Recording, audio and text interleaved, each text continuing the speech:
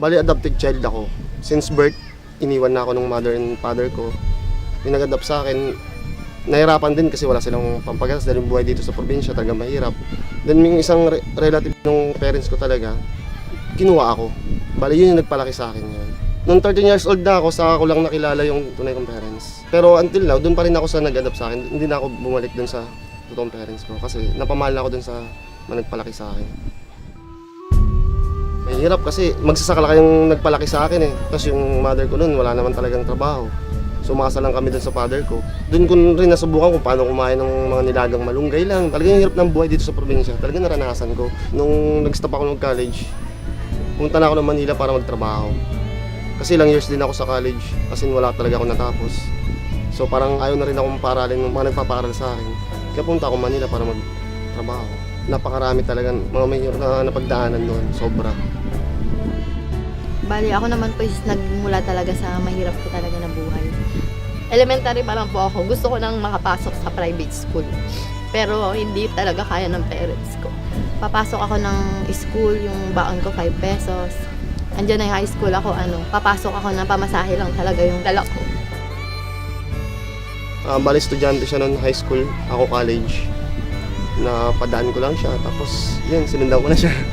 Kinuha ko yung number niya, hanggang niligaw ko na. Nagpaalam na kami na magtatrabaho ko sa Manila. Mga ilang months pa lang, tumawag siya sa akin, nga, pregnant siya. Nagsama na po kami noon, pareho po kaming walang alam sa buhay. Siyempre pareho po kami hindi tapos ng college, high school graduate lang. So, doon po namin naranasan yung hirap talaga ng buhay mag-asawa. Tumira po kami sa kulungan ng baboy, lumang pigiri po. Doon po kami simulang nagsama. Pinuulam po namin siya as bahay. Nilagyan po namin ng mga tagpi-tagpi na mga karton, mga plywood. So, kalahati lang po talaga yung semento doon. Hiyang-hiya na ako noon. Nakala mo, hindi ka darating sa ganung pagkakataon. Pero dumating na yung time nagbubuna ako ng pamilya, parang tinutusok yung ano ko mismo. Kasi, di ba, ang hirap silang patirahin yung pamilya mo sa ganung lugar. Kumbaga ako galing ako sa broken family. Hanggat maaari buo kami gusto ko. Kaya nag-tiis kami kahit doon kami tumira. Basta buo lang kami.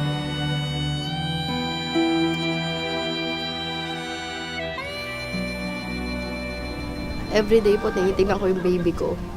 Talagang doon pa lang po nag-iisip na ako. Paano ba kami makakaahon sa hirap?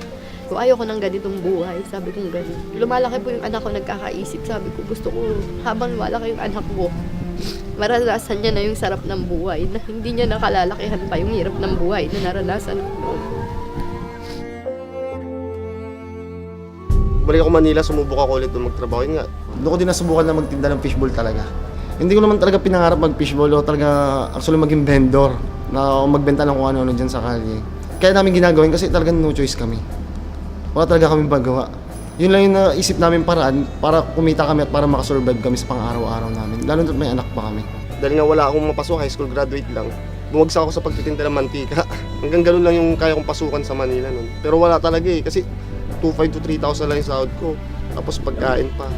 Nagtinda rin po kami ng mani, ng bilis, yung mga ganun po ng beans. Bibili po kami ng bultuhan, yung malalaking pack, and then ere-refact po namin sa maliliit na pack. Iniikot po namin sa mga tindahan sa Season Pangasinan, Posorobio, tsaka Rosario. Bilad kami sa araw. Sa gabi naman nagre-repack kami, naabot kami ng madaling araw. Yung kita namin, pantawid lang talaga. O, yun po yung napagdesisyonan namin na pumunta siya ng abroad. Kasi po wala po talagang nangyayari sa amin. Yun po yung naisip namin na pag-asa noon that time na makakatulong sa amin ng malaki. Nag-apply po siya papuntang Saudi, nakaalis naman po siya. 3 taon po siya doon tumagal. Wala din pong nangyari. Parang nandito lang din po siya sa Pilipinas, yung kita. Sobrang kulang po yung pinapadala niya. Minsan po, as in wala talagang natitira. Malayo pa.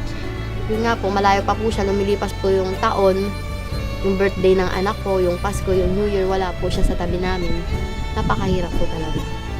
Nag-barbecue po ako, nagtalipapa sa pagba-barbecue. Kailangan alas 4 ng madaling araw, nasa palengke ka na. Kasi pagsapit ng alas 6 ng umaga, wala ka na mabibili. So madilim pa lang, nasa palengke na po kami. Tapos pagdating mo ng bahay, dilinisan mo yung mga paninda mo, yung isaw, papakuluan mo, ia-adobo mo. Magtutuhog ka, alas 6 ng umaga, matatapos ka, alas 11. And then mag-start na kaming magtinda 1:00 na ng hapon. Hanggang gabi na po yun. yung effort na binibigay namin dun sa negosyo na yun, kulang na kulang sa kinikita namin. Sobrang hirap. Sa lahat-lahat ng naranasan namin, ginawa naming paraan, racket, trabaho, yung feeling ko na bakit walang nangyayari, kailan kami makakaahon sa hirap.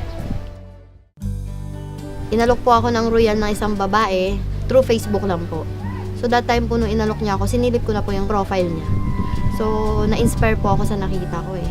Nakikita ko po yung nabibili niya lahat ng gusto niya tsaka ng mga anak niya. Sobrang na-inspired po ako that time. Dahil po feeling ko yan na po yung sagot sa dasal ko, nag-join po ako sa negosyo na yun, nang hindi alam ng asawa ko. Pag pick up ko po nung package, umuwi po ako sa bahay, natatakot po ako kasi nga po, yung pinag-join ko po, inipon po namin mag-asawa talaga para sa panganganak ko. Naalala ko pa po, tinago ko po yun sa basket po ng maruruming damit po namin. Nakita niya po yung mga products. Yun, nag-away kami. Pag uwi ko ng bahay, syempre magtatanggal akong damit. Nilagay ko doon sa marunong. May nakita ako, nakalawit na blue. Pagtanggal ko ng isang damit, nakita ko na isang bag. Bit-bit ko, ganoon ko sa kanya, ano yan, kako, sabi ko nang huwag kang papasok dyan. Hindi na siya nakaibig, ako na yung dire-diretso ng salita. Hanggang kinuha ko yung ibang sabon, binato ko, sabi ko, sige pag ikaw na anak, ibayad mo sa doktor mo itong mga sabon mo. Palagi mo papayag yung doktor, ako sa kanya. Gawin mo ng paraan kung paano mo, may babalikan wala na akong ibang alam na paraan para may gastos tayo sa panganganak mo. Tapos sabi naman niya, Huwag kang mag-alala, bago ako manganganak, mad-dispose ko yan. So good news naman po, after 2 weeks po, na-dispose ko naman po yung buong package.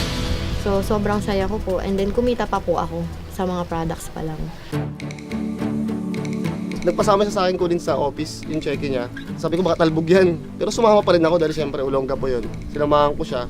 Nandun kami sa loob ng office ng Royal. Lahat ng tao doon nakangiti pag Thursday. Kasi cheque day. Ako lang yung nakasibangot, ako lang yung negative doon. Mga baliw ka ako pa.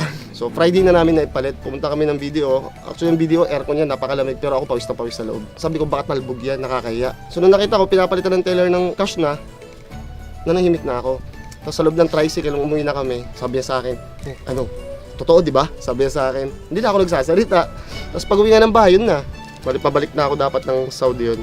Sabi ko, nasa yung CD ka ako, panoorin ko. Pinanood ko yung CD. Lahat ng mga testimony dun, grabe, dun na ako na-inspire. Pwede ko palang kitain dito yung kinikita ko ng ilang taon, ng isang buwan lang sa Royal.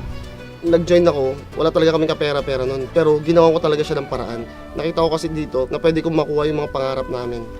Yung pagro-royal naman po namin, nag-start po kami. Hindi naman po talaga naging madali. Naranasan namin na layuan kami ng mga kamag-anak namin, ng mga kaibigan. Dito na yung naranasan namin na tinatawanan po kami. Andyan pa po yung nag-iikot po kami, nakamotor lang po kami. Nag-iikot po kami, nagbabahay-bahay kami ng mga products, dala po namin yung royal bag.